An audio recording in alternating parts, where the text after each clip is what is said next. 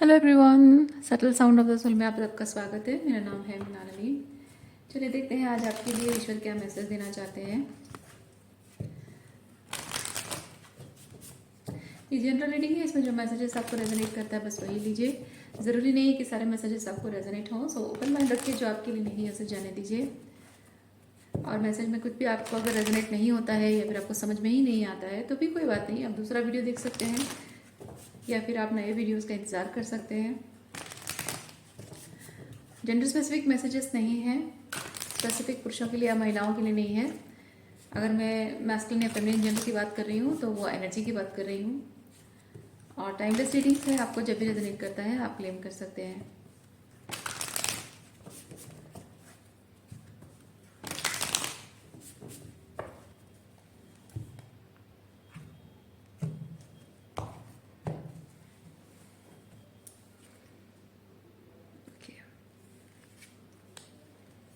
Six of pentacle, seven of wands, five of cups.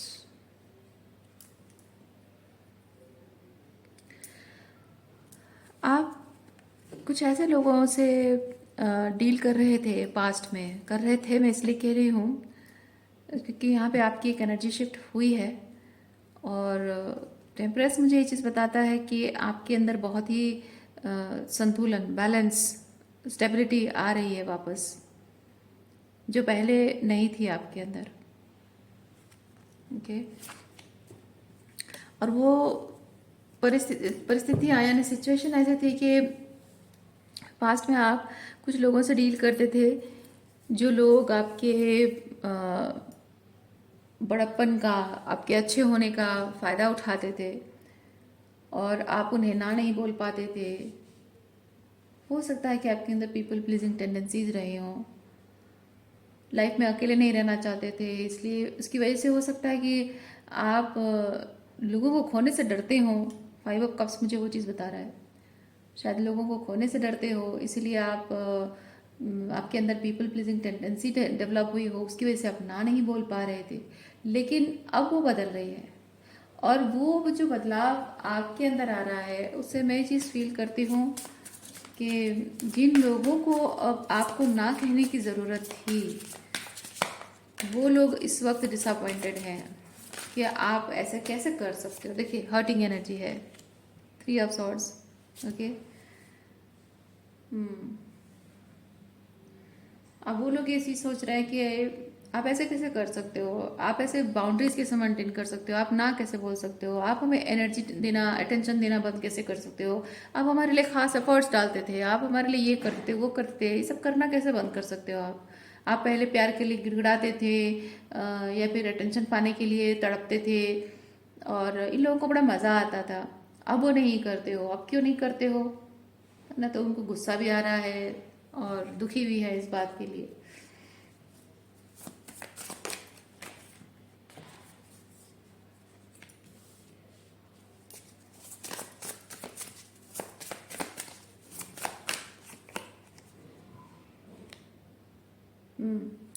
Relationship में जहाँ mutual give and take होता है, mutual attention दिया जाता है कि हाँ कभी कभी आपका टाइम है आपको स्पेशल अटेंशन दिया जाएगा, कभी उनका टाइम है उनको स्पेशल अटेंशन दिया जाएगा, पर ऐसा नहीं है।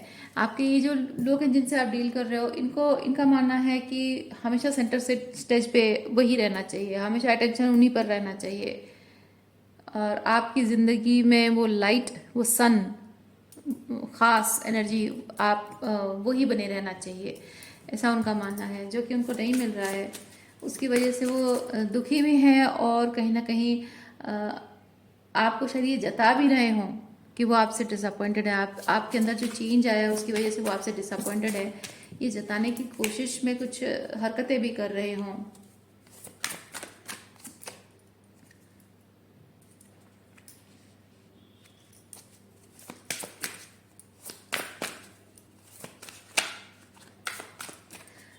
इनके साथ रिलेशनशिप में जितना एफर्ट्स डालना था, जितनी मेहनत करनी थी, जितना कंसिडर करना था, जितने आपको माफ़ करना था, जितने मौके देने थे, सब कुछ आप ऑलरेडी कर चुके हैं। और अब आपका हायर सेल्फ आपको ये चीज़ बता रहा है कि अब आपको वो नहीं करना चाहिए।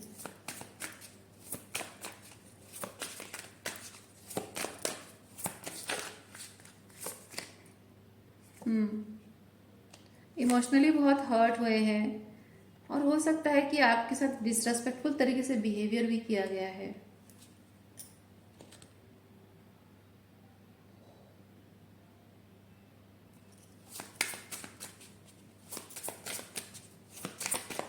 डिसरेस्पेक्टफुल वर्ड्स बोले गए हैं आपको, आपकी फीलिंग्स को हर्ट किया गया है।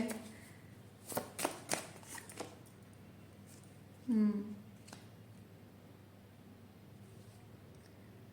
अच्छा, देखिए, हम्म, ये पेज ऑफ सॉर्ड्स है, ये क्वीन ऑफ सॉर्ड्स है, ठीक है। तो ये दोनों ही सॉर्ड एनर्जी है, यानी कि दोनों को ही गुस्सा आ सकता है, दोनों को ही बात काटना आता है, दोनों को ही पलट कर जवाब देना आता है। लेकिन डिफरेंस ये है कि आप जिन लोगों से डील कर रहे हैं वो लोग पेज ऑफ सॉर्ड्स की एनर्जी में हैं, और आप में वो कैपेबिलिटी है कि आप क्वीन ऑफ सॉर्ड्स की एनर्जी में आ सकते हैं, यानी कि पलट कर जवाब दे सकते हो, जिसे मुंह तोड़ जवाब देना बोलते हैं, या फिर किसी को ना बोल सकते हो, किसी को डांट सकते हो, किसी को गुस्सा दिखा सकते हो, है ना, किसी को पलट कर एक जवाब देना, बेसिकली वो चीज़ है। तो वो एनर्जी है आपके अंदर।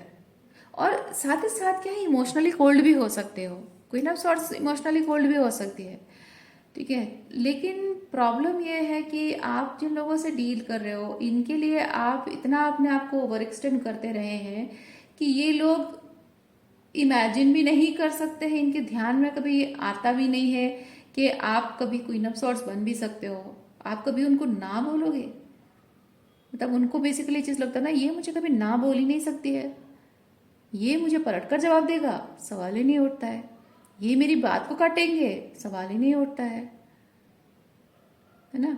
तो इस तरह से इनका सोचना रहा है, लेकिन इनको ये नहीं पता है, नहीं पता है कि आपके अंदर की जो high vibrational dark feminine energy आपके अंदर जो ये क्वीन ऑफ सॉर्ड्स के रूप में है, इसको इन्होंने कभी एक्सपीरियंस नहीं किया है। और उसका कारण ये हो सकता है, उन्होंने सिर्फ आपकी इस सॉफ्ट फेमिनिन एनर्जी को, soft loving loving and nurturing feminine energy को उन्होंने एक्सपीरियंस किया है।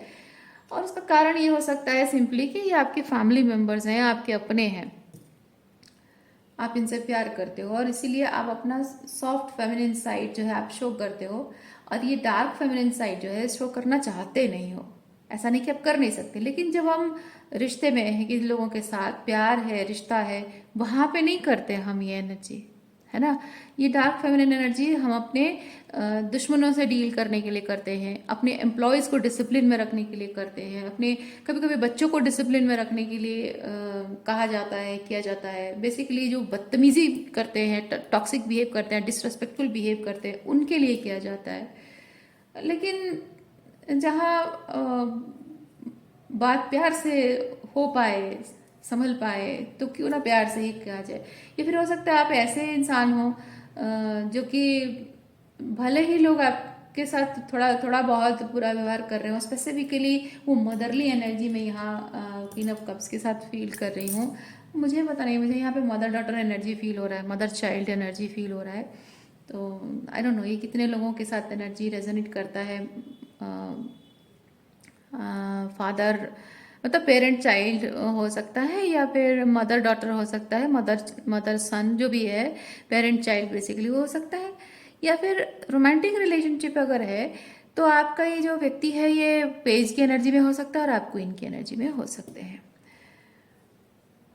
तो इनको ये चीज़ ना दिखता है कि आप में बहुत एक sweet loving kind nurturing side है जो बस वही है, और आप कभी उन पे गुस्सा कर सकते हो, आप कभी उन्हें डांट सकते हो, कभी स्ट्रिक्ट हो सकते हो, कभी किसी चीज़ के लिए ना बोल सकते हो, कभी पलटकर जवाब दे सकते हो, या फिर कभी उनकी किसी गलती पर आप पॉइंट आउट कर सकते हो। ये उनके दिमाग में कभी ख्याल आया नहीं है, लेकिन अब वो चीज़ आप कर रहे हैं, क्योंकि ये जो इंसान है ना, ये खुद ऐसा एटीट्यूड का इंसान है जो कि दूसरों को टॉन्ट एंड टीज करते हैं, दूसरों की एफर्ट्स को भी अप्रिशिएट नहीं करते हैं, और हर चीज़ को थोड़ा सा क्रिटिसाइज करना, हर चीज़ को ऐसे दिखा करना कि I doubt your efforts, I doubt कि तुम सही हो, तुमसे कोई हो पाएगा, मुझे तो डाउट होता है। इस तरह का एटीट्यूड इन लोगों का या इस पर्टिकुलर इंसान का हो सकता है।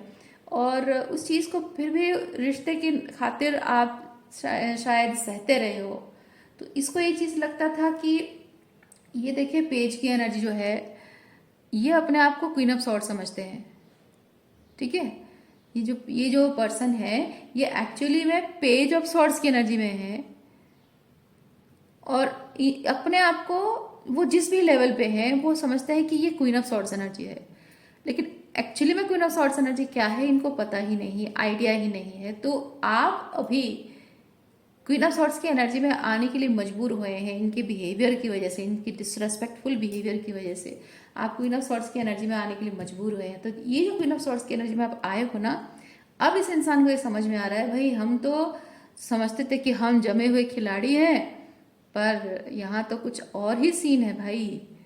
जमे हुए खिलाड़ी तो ये हैं, यानी कि आप हैं, और हम तो यहाँ पे नए प्यादे हैं, नए खिलाड़ी हैं, नौसिखिया हैं। हमें तो कुछ जितना जितना लेवल पे आप कर सकते हो, आप किसी चीज़ में अपर हैंड में आ सकते हो, हम तो उसकी ना के बराबर है। तो ये अपने अपने आप को ना सही मायने में उनकी क्या जगह है वो देख पा रहे हैं। और वो चीज़ अब इनको बहुत स्ट्रेस्ड आउट कर रही है, परेशान कर रही है वो चीज़, 9 ऑफ सॉर्ड्स। ओके,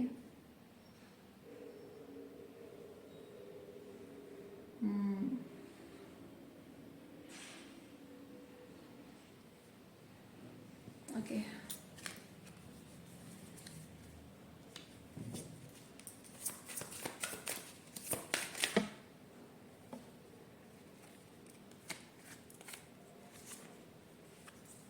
स्ट्रेंथ, हाँ।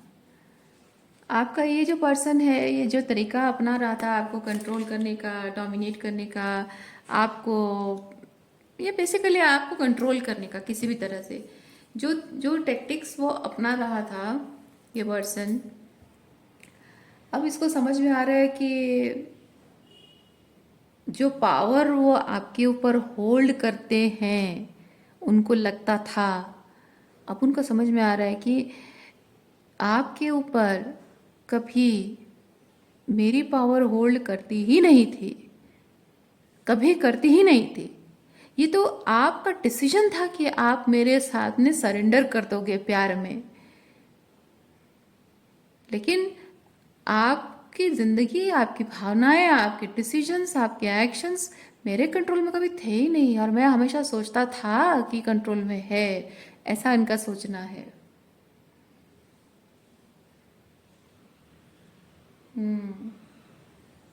इस पर्सन के अंदर ना जेलसी है, कंपटीशन भी है। ये पर्सन आपसे जेलस भी होते हैं और कंपटीशन में भी रहते हैं आपके साथ। आप कैसे कपड़े पहनते हो, कैसी चाल ढाल है, कैसे स्टाइल मेंटेन करते हो, किस तरह के काम करते हो, किस तरह की किताबें पढ़ते हो, या किस तरह के लेटेस्ट फैशन मेंटेन करते हो, किस तरह के लोगों से मिलते जुलते हो, या किस तरह की क्या बोलते हैं, बहुत सारी ऐसी चीज़ें हैं। आपकी जो पर्सनालिटी है वो बहुत ही पावरफुल है, अट्रैक्टिव है, इंटिमिडेटिंग। अब इंटिमिडेटिंग भी लग रही है, पहले उनको इंटिमिडेटिंग नहीं लगती थी। बहुत पावरफुल एंड अट्रैक्टिव है, जो कि वो आपकी तरह दिखना चाह रहे थे, वो बनने की कोशिश नहीं थी। बनने की कोशिश नहीं थी, वो सिर्फ आपकी तरफ दिखना चाह रहे थे। अंदर से क्या है, खोखले हैं, अंदर से कुछ नहीं है। वो सिर्फ दुनिया की नज़रों में, आपकी नज़रों में, हर किसी की नज़रों में आपके जैसा दिखना चाह रहे थे। फिजिकल अपियरेंस नहीं, सिर्फ सुपरफिशियली एक इल्यूजन क्रिएट करना चाह रहे थे कि वो आप ही की तरह है या आपसे बेहतर है। पर अब वो जो अट्रैक्टिव दिखना और पावरफुल दिखना, कॉन्फिडेंट दिखना, उसके साथ अब इंटिमिडेटिंग भी है। वो जो इंटिमिडेटिंग आप हो ना, वो इंटिमिडेशन वो क्रिएट कर नहीं पा रहे हैं अपनी एनर्जी में, क्योंकि उनकी पर्सनालिटी खोखली है। वो जो आपका डिमीनर वो अपने शो करने की कोशिश कर रहे हैं, वो तो खोखला है ना। तो वो इंटिमिडेटिंग कैसे लगेगा लोगों को? खोखला ही लगेगा। और वही चीज़ है जो कि उनको आपसे छोटा दिखा रही है, कमतर दिखा रही है, और इसी चीज़ की वजह से उनके मन में आपके लिए बहुत सारी जेलसी भरी हुई है। वो चाहे कितने भी कंपटीशन करने की कोशिश करें, उनको अब समझ में आ रहा है कि वो आपके साथ compete नहीं कर सकते हैं। आपके साथ compete करने लायक है ही नहीं वो, अब इनको समझ में आ रहा है।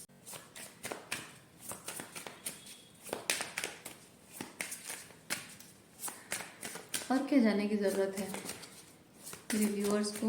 और क्या जानने की ज़रूरत है डियर यूनिवर्स, प्लीज़ बताइए।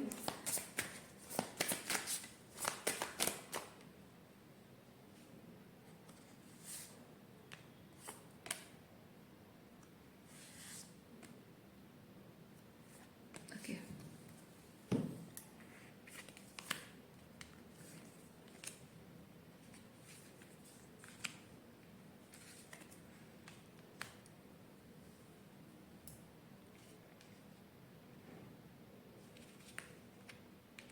आपकी व्यक्तित्व की, चाहे आपका व्यक्तित्व हो, आपका बोलना, अपने आप को जिस तरह से रिप्रेजेंट करते हो, उसकी जो फाउंडेशन है वो बहुत ही विजडम से भरा हुआ है।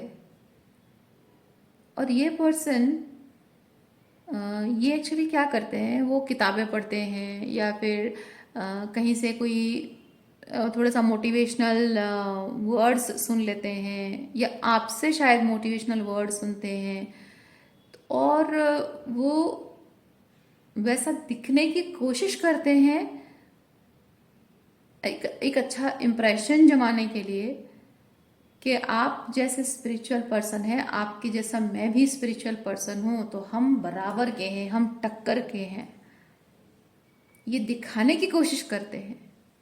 पर आप जो बातें बोलते हो या फिर जो भी स्पिरिचुअल थिंग्स नो कहीं से पढ़ते हैं या फिर जो सुनते हैं कुछ भी, उसकी जो फाउंडेशन है ना, रूट जो है उसका, फाउंडेशन जो है उसका, कोर वैल्यू, कोर मीनिंग जो है, उन्होंने कभी आज तक समझा ही नहीं है।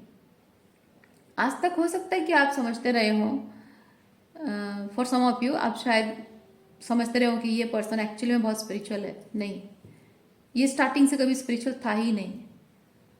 ये सिर्फ दिखाने की कोशिश करता है कि हम टक्कर के हैं, मैं स्पिरिचुअल, मैं आपकी तरह स्पिरिचुअल हूँ, सेम सेम लेवल के, सेम टक्कर के हैं। So we vibe with each other, ताकि जब आपको ये एहसास हो कि वो मेरे टाइप का पर्सन है, तो आप उसे दोस्ती करना चाहोगे, ऐसा इसका मानना है। आप उससे दोस्ती करना चाहोगे, उसके साथ रहना चाहोगे, और इसमें आपका क्या भला होगा नहीं होगा वो बात की बात है, वो कुछ है ही नहीं। मेन चीज़ है फ़ायदा उसका होगा। फ़ायदा ये होगा कि वो पर्सन आपके साथ रहेगा, आपकी पहली चीज़ तो आपकी एनर्जी मिलेगी। जितना टाइम वो आपके साथ रहेगा, आपसे बहुत कुछ जानने सीखने को मिलेगा। उससे ये होगा कि आपके कोर वैल्यूज़ के बारे में जब पता चल रहा है, तो आप डीपर लेवल पे आप ट्रूली क्या पसंद करते हैं, क्या नापसंद करते हैं, वो जानकर उसे आपको मैनिपुलेट करने के लिए इस्तेमाल कर सके। इसीलिए ये पर्सन आपके करीब रहना पसंद करता है, ये चाहता है या कोशिश करता है। और कुछ लोगों के लिए है कि ये पर्सन आपके साथ रहना इसलिए चाहता है क्योंकि वो आपके साथ रहकर आपसे बातें करके डिफरेंट टॉपिक, आप स्पिरिचुअल टॉपिक पे बात करते हो या कुछ और चीज़ें, तो उससे क्या हो रहा है कि वो अ, आपकी तरह एक high vibrational divine feminine energy होती कैसी है, वो जानने के बाद आपके बराबर डिवाइन फेमिनाइन आप ही की तरह डिवाइन फेमिनिन या फिर आपके बराबर डिवाइन मैस्कुलिन एनर्जी हूँ, ऐसा फसाद क्रिएट करने की वो कोशिश कर रहा है या कर रही है, जो कि या उसको कहीं ना कहीं उसको लग रहा हो कि I will be valued through this by maybe some other people और मे बी यू, और मे बी सिंपली आपके साथ कंपटीशन में रहना उसको अच्छा लगता है, क्योंकि अपने आप को अपने आप को अपना बेस्ट वर्जन फील करना इस इंसान के हाथ में, मतलब इस इंसान के बस में नहीं है। अपने आप का बेस्ट वर्जन वो फील नहीं कर पा रहा है और नहीं कर पाएगा भी। वो इसलिए क्योंकि अंदर से वो बहुत ही खोखला महसूस करता है, और इस इंसान का इनर वर्क उतने लेवल पे तो है ही नहीं कि वो आपकी जैसा डिवाइन फेमिनिन एनर्जी को एम्बॉडी करे।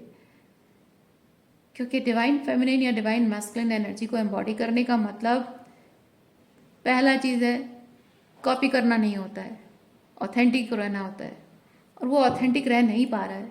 क्योंकि जब भी ऑथेंटिसिटी की बात आती है, मैं फील कर रही हूँ कि उसे अपने आप में बहुत खोट नज़र आता है, और अपने आप में खोट देख नहीं पा रहा है ये इंसान, क्योंकि अपने आप में खोट देखना उसकी आदत नहीं है, उसके ईगो को ठेस पहुंचती है। जो एक डिवाइन मैस्कुलिन या डिवाइन फेमिनिन जो एम्पाथ्स होते हैं, लाइट बीइंग्स जो होते हैं, अपने अंदर जब कमियां देखते हैं तो उस पर काम करना वो पसंद करते हैं। क्योंकि अपने आप में कमियां, अपने अपनी जो डार्क साइड होती है ना, उसे कोई पसंद नहीं करता है। और पसंद नहीं करते हैं मतलब उसे आंख बंद कर लेना नहीं, बल्कि उस पर काम करना पसंद करते हैं, राइट।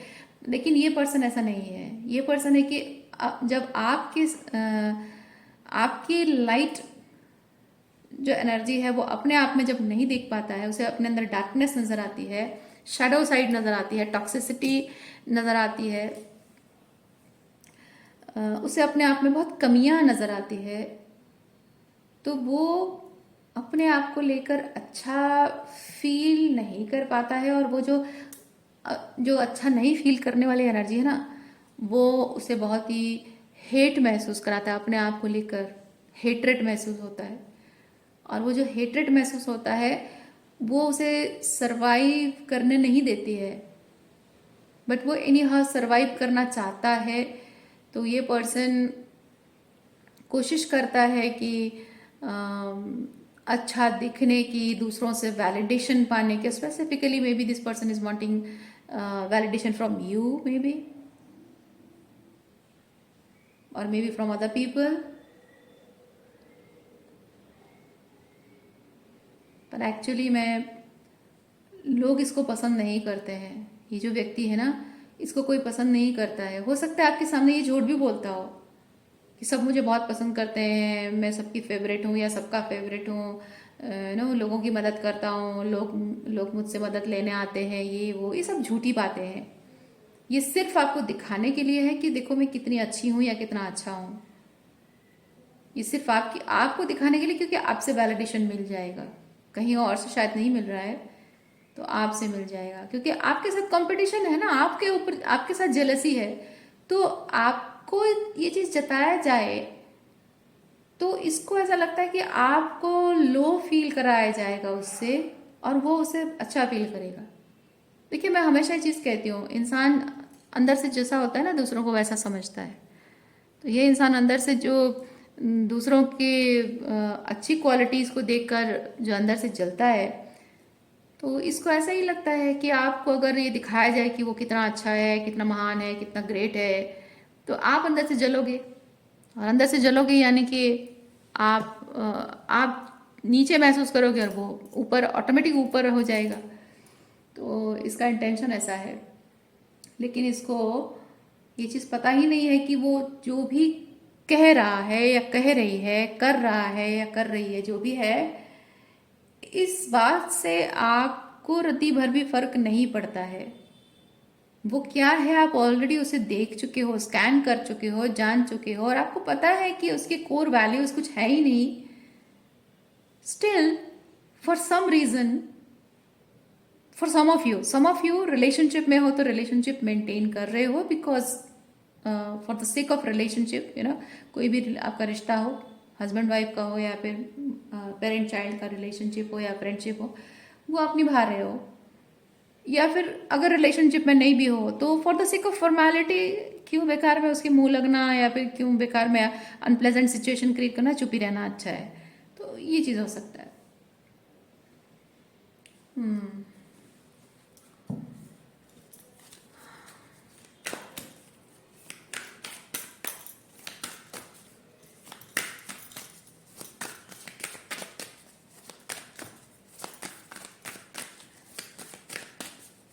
इस सिचुएशन के बारे में मेरे व्यूअर्स को क्या बताना चाहते हैं यूनिवर्स, क्या गाइडेंस देना चाहते हैं, प्लीज़ बताइए। क्या क्लैरिटी प्रोवाइड करना चाहते हैं या क्या गाइडेंस प्रोवाइड करना चाहते हैं, प्लीज़ बताइए यूनिवर्स। मेरे व्यूअर्स को क्या जानने की ज़रूरत है। Thank you, thank you.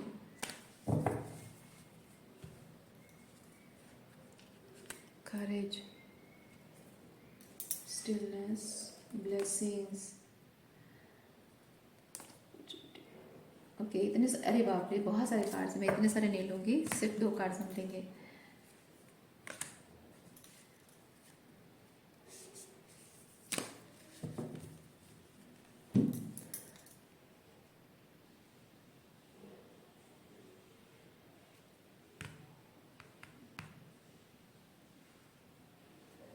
पहली चीज़ तो, आपका अगर इस पर्सन के साथ रिलेशनशिप एंड हुआ है, वो आपके लिए एक ब्लेसिंग है। अगर आप इसके साथ रिलेशनशिप में किसी भी तरह से ऑलरेडी रिलेशनशिप में रहे हो और आपको अगर दुख है कि मैं इसके साथ रिलेशनशिप में फर्दर क्यों नहीं रह पा रही हूँ या इसके साथ मेरा रिश्ता क्यों टूट रहा है, क्योंकि एक फसाद ये इंसान क्रिएट कर रहा है, ये दिखाने की कोशिश कि मैं आपके टक्कर का स्पिरिचुअल पर्सन हूँ। वो एक इल्यूजन शायद आपको नो भ्रमित कर रहा है वो चीज़ कि ये अच्छा इंसान है। ये स्टार्टिंग से ही कभी, ये पर्सन मैंने कहा ना, ये स्टार्टिंग से कभी आपके इस हाई लेवल ऑफ कॉन्शियसनेस को समझने की कैपेबिलिटी रखता ही नहीं है।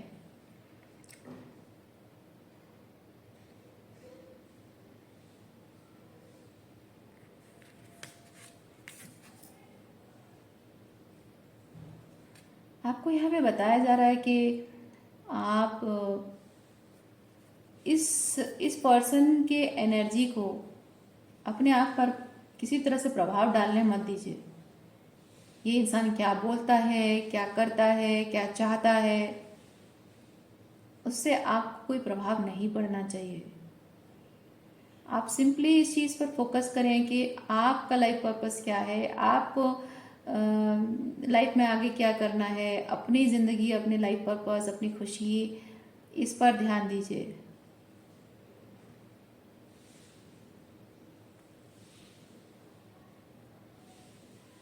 अपने अपने पथ पर ध्यान दीजिए। ये आपके लिए पथ भटकाव है, डिस्ट्रैक्शन है, ठीक है। इस भटकाव पर ध्यान मत दीजिए, आप अपने पथ पर ध्यान दीजिए। ये भटकाव अपने आप अपने रास्ते पे वहीं रह जाएगा। जैसे रास्ते पर आप चलते हो तो एक मान लीजिए एक पत्थर पड़ा हुआ है, अगर आप कंसिस्टेंटली उस पत्थर पर ध्यान देंगे कि वो पत्थर रोड पे क्यों पड़ा हुआ है और उसे आप फेंकने की कोशिश, मतलब अपने पैर से ठोकर मारकर उसे साइड करने की कोशिश करोगे, तो आपका पूरा ध्यान कहाँ रहेगा। वो पत्थर है और पत्थर रोड पे गिरा हुआ है और उसे आप ठोकर मार रहे हो और आप चाह रहे हो कि वो आपके रास्ते से हट जाए। कंसिस्टेंटली आपका ध्यान उसी पर रहेगा और वो पत्थर ठोकर में इधर उधर लुढ़क रहा है और आप उसी तरफ ध्यान दे रहे हो और आप कोशिश बस यही कर रहे हो कि वो पत्थर आपके रास्ते से हट जाए। तो इसमें क्या हो रहा है, आपका टाइम और एनर्जी उस पत्थर को हटाने में वेस्ट हो रहा है। लेकिन अगर आप उस पत्थर पर ध्यान ना दो और आप साइड काट कर दूसरे रास्ते से निकल जाओ, तो आपका कितना टाइम और एनर्जी बचेगा। अपने जीवन में आप उन चीज़ों पर ध्यान दे सकोगे उन चीज़ों को टाइम दे सकोगे जो एक्चुअली मीनिंगफुल है। ये कार्ड आपको वही चीज़ बता रहा है। This is मियर wastage of time. ये जो पर्सन है ना, this is मियर wastage of time. ये आपकी लाइफ में आपको कुछ सिखाने आया है, पता है। मैं अब समझ रही हूँ ये चीज़। ये आपको एक चीज़ सिखाने आया है।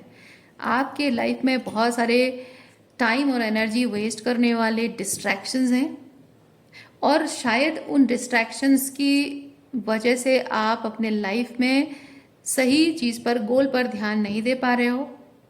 और ये शायद उसी चीज़ को ट्रिगर करके बाहर लाने के लिए आया है ये इंसान आपकी ज़िंदगी में, या आई है, ताकि आप हिम्मत कर सको और डिस्ट्रैक्शंस को अपने लाइफ से हटा सको। क्योंकि कुछ कुछ डिस्ट्रैक्शन होते हैं इमोशनल लेवल पे, आपको बांध के रखते हैं, बॉन्डेज बना के रखते हैं, डिफ़िकल्ट होता है।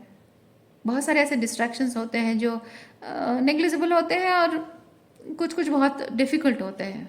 तो चाहे जैसा भी हो, लेकिन मैं ये चीज़ समझ रही हूँ, ये आपके लाइफ में जितने डिस्ट्रैक्शन है ना, वो सारे डिस्ट्रैक्शन से आप ध्यान हटाकर अपने गोल पर फोकस करो और हिम्मत के साथ आगे बढ़ो। उसी के लिए देखिए, स्ट्रेंथ एंड करेज। ये इंसान आपकी लाइफ में आने का कारण यही है। और आप अपने पर्पस से जो डिस्ट्रैक्टेड रहे हैं, डाइवर्टेड रहा है आपका फोकस, उसी की वजह से आपने इस इंसान को अपने लाइफ में मैनिफेस्ट किया है। ये कोई आपका कोई सोलमेट, कोई ट्विन फ्लेम, कोई आपका कुछ ऐसा नहीं है। अगर आपका किसी भी तरह का कोई भी आपका इसके साथ कनेक्शन को आप अगर समझते हो कि we are destined to be together, no. Destined to be together का बहुत सारे चीज़ें हो सकती हैं, जैसे कि कुछ लोगों के लिए सोलमेट है, ट्विन फ्लेम जर्नी है। कुछ लोगों के लिए हो सकता है कि पेरेंट चाइल्ड रिलेशनशिप है, ओके, चाइल्डहुड फ्रेंडशिप है।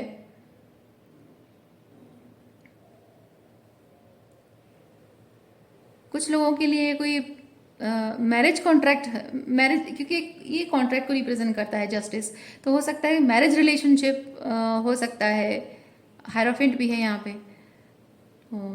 हो सकता है मैरिज रिलेशनशिप है। तो आप अगर सोच रहे हैं कि हाँ मैरिज है तो we are destined to be together forever, पर नहीं। कभी कभी कुछ शादियां बनती ही हैं टूटने के लिए।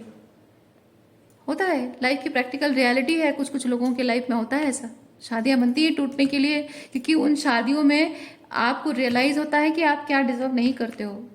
वो शादी करके आपको रियलाइज होता है कि आपको शादी ही नहीं करनी थी, आपको लाइफ में कुछ और करना था। लाइफ में खुशी, पैशन, एक्साइटमेंट, एंथुसियाज्म, या जो भी एक यू नो एक्सप्लोर करने की जो खुशी है ना, शादी में नहीं है। ये रियलाइज करने के लिए आपको शादी करनी होती है। कभी कभी कुछ लोगों की लाइफ में ऐसा आता है कि जिंदगी को एक्सप्लोर करना है, खुशी को परस्यू करना है, खुश रहना है। लोग समझते हैं कि शादी करके हम ये पा सकते हैं, पर नहीं। उनको रियलाइज करना होता है कि वो कहीं और है, वो जो ढूंढ रहे हैं वो कहीं और है, शादी में नहीं है। उसके लिए उनको ऐसे लोगों से शादी करनी बन जाती है डेस्टिनी में। तो इसलिए मैं कह रही हूँ, जो भी है आपका, जिस तरह का भी किसी तरह का कोई भी कॉन्ट्रैक्ट इस पर्सन के साथ बना है, कार्मिक एंटेंगलमेंट बना है, बेसिकली कार्मिक एंटेंगलमेंट जो बना है वो सिर्फ इसलिए है क्योंकि आप अपने पर्पस से, अपने लाइफ से, अपने डेस्टिनी से दूर हैं, अपने गोल से आप डिस्ट्रैक्टेड हैं। और आपको लाइन पे लाने के लिए ये ज़रूरी था, क्योंकि आपकी डिस्ट्रैक्शन की वजह से ही जो लोअर लेवल ऑफ वाइब्रेशन में आप जी रहे थे, उसकी वजह से आपने इस तरह की toxic and low vibration person को मैनिफेस्ट किया है आपने। ओके,